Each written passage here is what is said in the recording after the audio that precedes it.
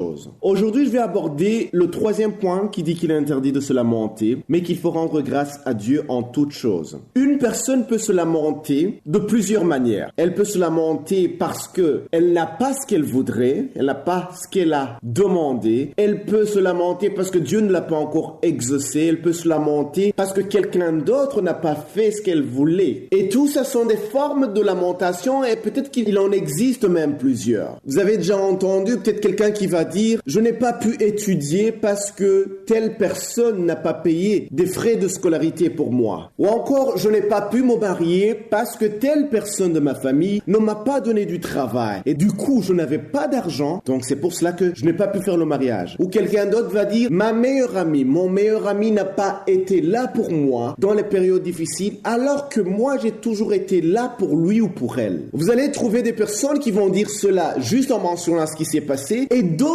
qui vont en faire une lamentation, qui vont se lamenter par rapport à tout ce qui s'est passé. Et cela va créer une blessure dans leur vie et la blessure va engendrer un manque de pardon. Vous savez, dans la vie, on peut toujours trouver quelqu'un sur qui jeter la faute sur ce qui ne fonctionne pas dans notre vie. Mais aujourd'hui, je voulais te dire que ce que Dieu a préparé dans ta vie, ce que Dieu a écrit sur ta vie, il n'y a personne qui peut le changer et il n'y a personne qui peut te bloquer. Ça peut peut-être tarder, ça peut peut-être passer par une autre voie, mais je t'assure qu'il n'y a personne qui peut bloquer la promesse que Dieu donne. Tu peux peut-être voir que dans ta vie, il y a des personnes qui ont essayé de te bloquer pour que tu n'évolues pas, qui ont refusé de t'aider quand tu en avais besoin. Mais toutes ces personnes ne peuvent pas t'empêcher d'arriver là où Dieu te veut. Alors, ne te lamente pas et que ces personnes ne te retardent pas parce que tu es en train de penser à tout ce qu'elles ont fait dans ta vie. Et plutôt un cœur qui pardonne. C'est ce que Dieu veut. Joseph,